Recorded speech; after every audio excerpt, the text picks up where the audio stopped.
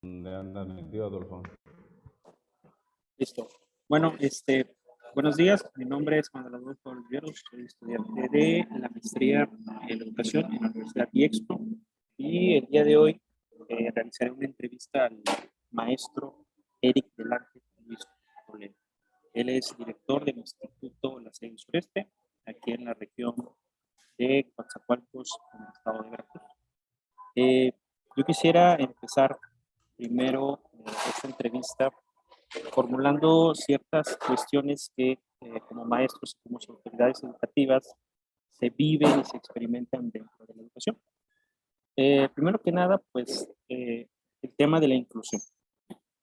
Por ejemplo, las personas con discapacidad, los hablantes de lengua indígena, las personas que viven en pobreza extrema, experimentan mayores dificultades para ejercer su derecho a la educación. En este caso, maestro, ¿cómo es tratado el tema de la inclusión en el centro escolar en donde usted labora? Y claro, todo esto por parte de los docentes y de los alumnos. Entonces yo quisiera empezar con esta primera pregunta. ¿Cómo es tratado el tema de la inclusión en el centro escolar en donde usted labora? Claro que sí, maestro. Buenos días y gracias por la invitación. Mira, el tema de la inclusión es bastante extenso y creo que habría que analizarlo desde diferentes aristas, desde diferentes ángulos. Mira, uno de ellos, y bien lo mencionaste, son, por ejemplo, alumnos que tengan alguna discapacidad, que tengan alguna cuestión física que les impida o se convierta en barrera para su aprendizaje. Otro podría ser que no solamente las cuestiones físicas, sino también las cuestiones meramente de aprendizaje, hablemos de una dislexia, de una discalculia, hablemos de varias cuestiones de aprendizaje que también impiden pues el correcto desarrollo del alumno en su actuar en la escuela. Y por otro lado también podemos abordar los estilos de aprendizaje, la manera en que cada uno de los alumnos aprende y que en cierto momento eso se puede convertir en una barrera para el aprendizaje si no es atendida correctamente, ¿no? Primero, el tema de la inclusión desde alguna discapacidad física, motora, psicológica, lo hemos abordado en los diferentes consejos técnicos que hemos tenido a lo largo de muchos ciclos escolares. Y me parece interesante, alguna vez hicimos esa propuesta y estabas tú ahí presente, profe, con los compañeros en un consejo técnico cuando hablamos de qué pasaría si en algún momento del ciclo escolar nos llegara un alumno que tuviera, por ejemplo, autismo, que tuviera Asperger, que tuviera alguna otra condición que nosotros no manejáramos. Nos propusimos o nos dimos a la tarea de poder investigar un poquito más acerca de cada una de estas condiciones, qué hacer en caso de que un alumno ingrese así a nuestro plantel, cómo debemos actuar, cómo debe de ser nuestro desarrollo pedagógico con ellos en el aula, las instalaciones, si son adecuadas o no para estos niños, etcétera, etcétera. Pero creo que nos quedamos ahí, nos quedamos en ese punto y ya no avanzamos más allá. Y hablo de podernos capacitar para poder atender a esta población. Creo que por ese lado, el tema de la inclusión todavía no lo logramos aterrizar aquí en el colegio. Nos está haciendo falta capacitación para poderlo aterrizar, para poder saber cómo tratar a los niños que lleguen con algunas de estas condiciones. Todavía nos hace falta. Por otro lado, en la cuestión, por ejemplo, de los estilos de aprendizaje, siempre he hecho mucho hincapié que la inclusión no tiene que ir solamente a esas condiciones que acabamos de mencionar, sino que también a cómo aprenden los alumnos. Nosotros tratamos de ser una escuela inclusiva, puesto que desde el inicio de cada uno de los ciclos escolares hacemos una valoración, hacemos una prueba diagnóstica, precisamente para conocer los estilos de aprendizaje de nuestros alumnos.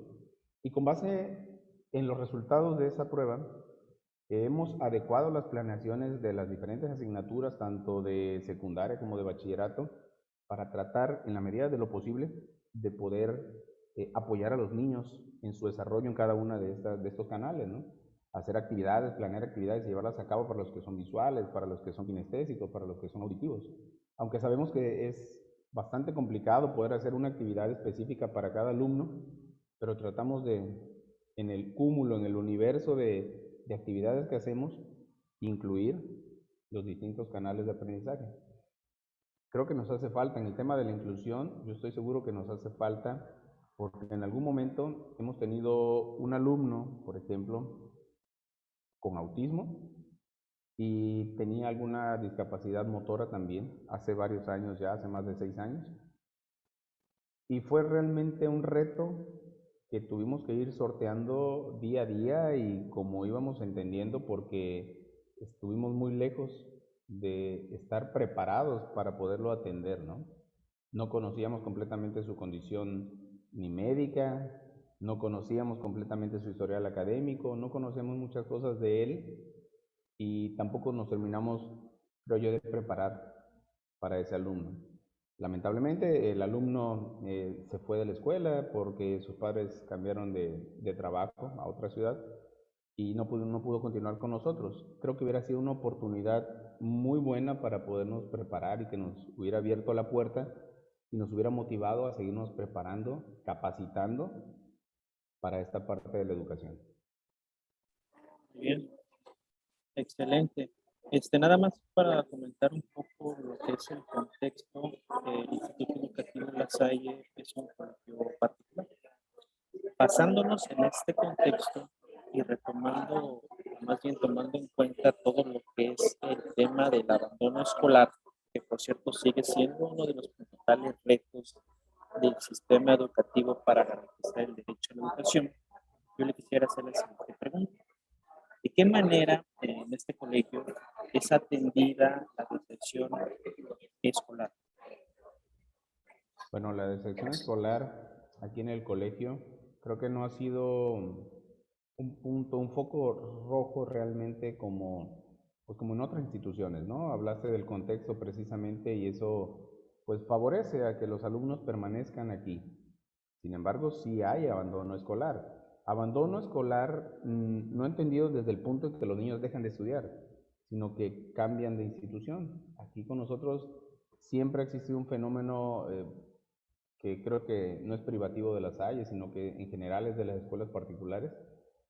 Los alumnos en algún momento cambian de institución de una particular a una oficial por cuestiones económicas, porque los papás cambiaron de trabajo, porque tal vez tienen otros gastos, porque tal vez están viendo a futuro un proyecto y quieren ahorrar, etcétera, etcétera. Y sí tenemos ese fenómeno aquí en la escuela. Los alumnos migran a una escuela oficial por cuestiones económicas. Y tenemos otro punto también importante que nosotros, por ejemplo, al ser una secundaria general y un bachillerato general, algunos alumnos que ya tienen muy construido su proyecto de vida, ya lo tienen muy pensado, ya saben que me quiero dedicar a esto, yo quiero estudiar para ser médico, por ejemplo, saben que en otras instituciones encuentran una mejor opción, algo que se adecue a sus intereses, algo que a lo mejor ya desde la preparatoria sea especializado para cuando ellos lleguen a la universidad pues ya lleven 3 años de preparación previa, ¿no? Hay escuelas, por ejemplo, que les ofrecen, no sé, un área de enfermería y les interesa porque ellos en algún momento se van a dedicar a la medicina y pues creen que yéndose al área de enfermería, pues van a tener esa preparación previa. Y es correcto, son colegios que atienden otros intereses, que atienden otras cuestiones diferentes a las de nosotros. Y también ocurre el fenómeno de migración, de esa deserción escolar, pues por ese motivo. ¿Cómo lo estamos abordando? Vaya, en la cuestión, aquí ya sería hablar mucho de lo administrativo, de la cuestión contable. Eh, para los alumnos que dejan la institución por cuestiones económicas, realmente lo hacen después de haberles brindado ya algunas oportunidades, pues en los pagos, tal vez en las colegiaturas, lo hacen ya como una última opción, ¿no? Porque me queda claro que a muchas familias que están aquí desde hace muchos años les gusta estar en la escuela, les gusta estar en la Salle. Cuando se van es porque de verdad ya la economía no se los permite y bueno, ya no hay nada que podamos hacer ahí por estos casos, ¿no? Pero siempre se trata de hablar con las familias, de estar en contacto con ellos. Y si ese no fuera el caso y los niños tuvieran otros motivos para querer salir de la escuela, entonces ya entra la parte directiva. Ya nosotros hablamos con las familias, repito, y con los alumnos, para poder abordar el problema desde otra manera, ¿no? Pero realmente ese es el fenómeno que tenemos aquí. La cuestión económica es la que pega a veces mucho, ¿no? Aquí en la cuestión, aquí, perdón, en la región, aquí en el colegio. Claro, y sobre todo por el contexto social, ¿no? Político y económico que se vive aquí en la entidad, ¿no? Eh, Maestro, otra pregunta, hablando acerca del campo de la formación docente, obviamente el tema de formación de los maestros pues es un tema bastante importante, ¿no? Porque detrás del aula, del instituto, debe de haber una persona que tenga los conocimientos, las estrategias, la formación para poder para poder otorgar y dar clases de calidad, ¿no? En este caso, en el instituto, ¿de qué manera el centro escolar lidia con la falsa preparación docente? ¿Y qué estrategias realiza la institución, la dirección, para realizar una mejor capacitación a sus maestros? Fíjate que curiosamente he conocido, pues, en algunas otras instituciones y muy recientemente se ha dado el fenómeno del ingreso de muchos profesionistas al campo de la educación, ¿no? Gracias a que aperturaron este, el ingreso al sistema con un examen, muchos profesionistas pudieron acceder a precisamente una plaza, ¿no? En una escuela oficial. En secundaria y en bachillerato se da mucho esto, se da mucho tener compañeros que son ingenieros químicos, que son ingenieros mecánicos, que son contadores, que son abogados, que son médicos, que tienen muchas profesiones que a veces no está relacionado en un inicio con la cuestión educativa, ¿no? Y hay de dos, están aquí porque, o están en esa posición porque a lo mejor fue su última opción o porque fue la única que les quedaba para poder emplearse, o fue porque de verdad les nació la vocación. Bueno, voy a dar un ejemplo de un maestro que yo conozco que estudió y tiene una carrera precisamente en pedagogía, pero también estudió otra carrera en ingeniería química. No lo hizo precisamente por irse a una industria, sino porque ya en la cuestión educativa a él le interesaba ampliar más sus campos, ¿no? Ya no solamente la cuestión pedagógica, la metodología, la orientación educativa, etcétera, etcétera, sino que también el área de las ciencias. Esa es otra cuestión. Pero es cierto que en el ámbito educativo hay muchos maestros que no fueron formados para ser maestros, no fueron formados en escuelas normales, no fueron formados como pedagogos, no fueron formados como educadores. Eso es totalmente cierto, ¿no? Y ya estando aquí dentro, pues hay de dos. O te preparas para los retos que se te van presentando en la cuestión educativa o no lo haces. Hay muchos compañeros que no lo hacen. ¿Por qué? Por desidia, porque no les interesa, porque no están motivados, porque dicen que no tienen tiempo, por muchas cuestiones. Y hay otros que sí lo hacen. Hay otros maestros que no solamente han tomado cursos, que se han puesto a leer, que han preguntado, que se han informado con otros compañeros, que han visto, sino que han estudiado, se han preparado académicamente, en el caso de una maestría, en el caso de otra carrera, un diplomado, que sí les ha interesado la cuestión educativa y se han empapado, se han metido de lleno en ella, tanto que se han preparado para ahora sí ser educadores.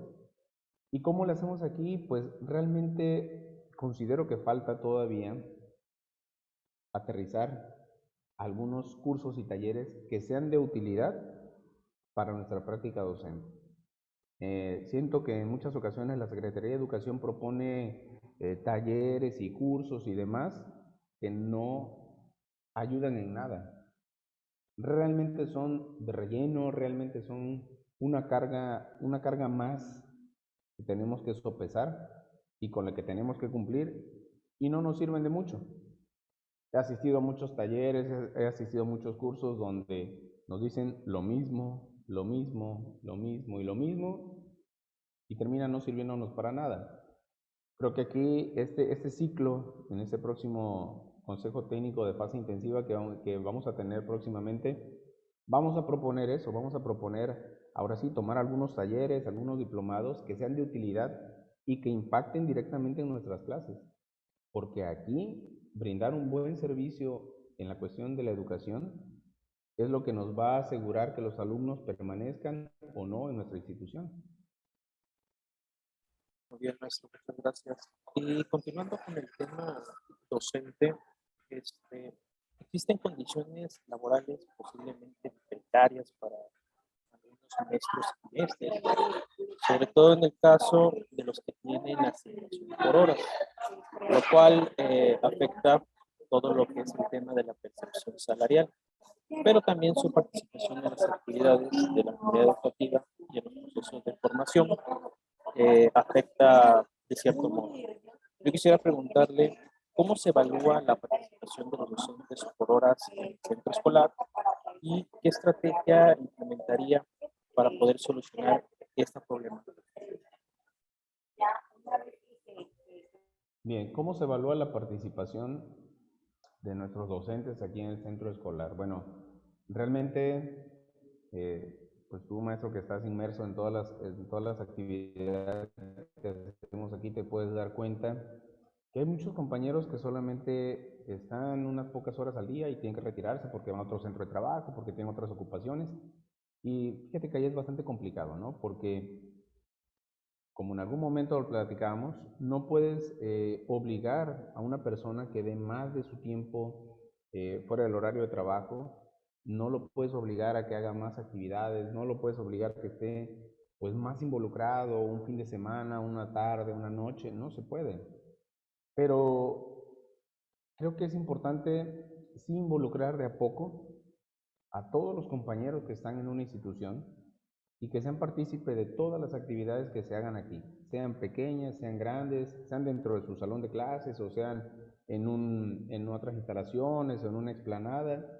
Creo que sí habría que involucrarlos más, porque he notado mucho desinterés por parte de algunos y por parte de otros, a lo mejor el desgano, y tal vez cayeron ya algunas personas en una zona de confort, de decir, bueno, yo trabajo solamente, no sé, 15 horas o 10 horas en este centro educativo, no tengo por qué hacer nada más que solo dar mis clases. Sabemos que siempre hay que hacer un poquito más. Y el trabajo de un maestro realmente no acaba, no empieza cuando entra a dar su clase y no termina cuando sale de ella. Siempre tenemos un trabajo que hacer antes y después de. Y creo que sí nos falta involucrar un poquito más a los compañeros que son por horas. Estoy de acuerdo. No se puede pedir algo que no se da. O sea, si no se da una compensación económica, no se puede pedir que se involucren más tiempo extra o que dejen de estar tiempo con su familia o que dejen de hacer cosas que tienen que hacer en su vida personal para poder atender la escuela. Pero creo que de a poco sí podemos irnos involucrando.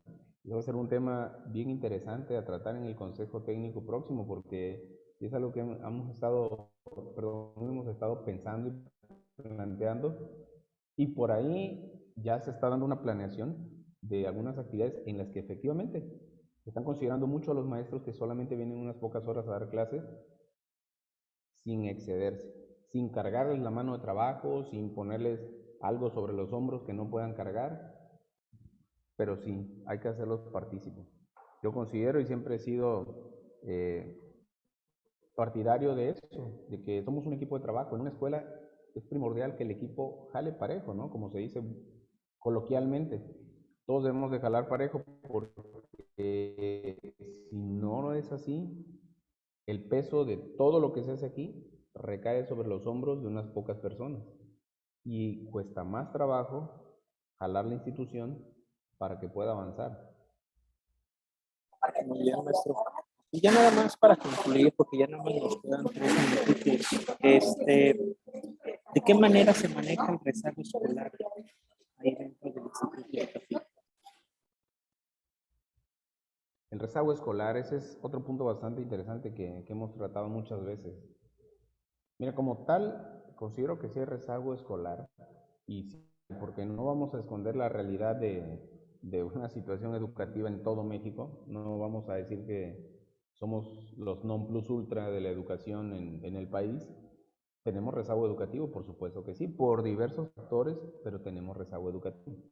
Lo que hemos tratado de hacer siempre, y debido a que nuestra población es pequeña y lo permite, es tener más cercanía con el alumno, conocer sus necesidades y poder atacar esos problemas que ellos tienen pues de uno en uno, con asesorías, con charlas, con actividades diferenciadas, enfocadas a sus necesidades, pero han sido algunos casos que hemos tenido que realmente no hemos podido abatir ese rezago en el que están. Por diversas situaciones, repito, porque ellos o por sus familias, por sus padres, no asisten a la escuela, por otras cuestiones a lo mejor que tienen que ver ya con algo externo a lo educativo, tienen que salir de la ciudad, por lo que sea. Hay algunas personas, hay algunos alumnos con los que todavía tenemos que trabajar porque no hemos podido abatir su rezago educativo. Y en general se puede decir que cualquier nivel escolar está teniendo un rezago educativo y se hizo muy presente y se hizo muy latente después de la pandemia. Creímos que con lo que hacíamos durante la pandemia, con las clases en línea, con todo lo que utilizamos de recursos y demás, iba a estar todo bien y no es cierto, nos dimos cuenta que no. Nos dimos cuenta que hay un rezago acumulado ahí no solamente de 2 años, sino de tiempo atrás y ya se vino a ser presente. Y ahora creo que lo que tenemos que hacer es olvidarnos un poquito de cumplir con la currícula, con el programa de estudios como tal, y tú sabes, ¿no? Terminar el libro de principio a fin, desde la primera hoja hasta la última, porque es lo que hay que hacer. Tenemos que olvidarnos de eso y empezar a atender esos problemitas, desde el más pequeño hasta el más complejo, poco a poco. Ir subsanando los problemas poquito a poco, porque a veces caemos en el error muchos maestros en querer correr, abarcar todo de nuestro programa de estudios y los alumnos nada más no entienden nada, nada más no aprendieron nada y del rezago no lo sacamos. Tenemos que empezar a cambiar un poquito la mentalidad nosotros también. ¿Y sabes qué, profe? Tenemos que llevar de la mano la tecnología. Ese es un punto bastante importante para la cuestión educativa en estos tiempos. Llevar de la mano la tecnología, llevar de la mano lo actual, traer con nosotros a las aulas lo que ellos van a ocupar en un futuro. No podemos seguir siendo una escuela una escuela y un sistema educativo que no avance. No podemos seguir tratando de educar como educábamos hace 50 años, porque precisamente a eso se debe el rezago educativo.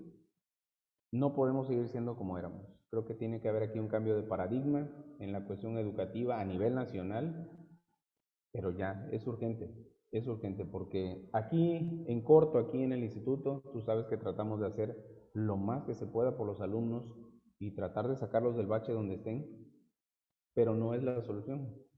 Tiene que haber, creo yo, un cambio bastante radical en nuestro sistema educativo para poder abatir todo ese rezago.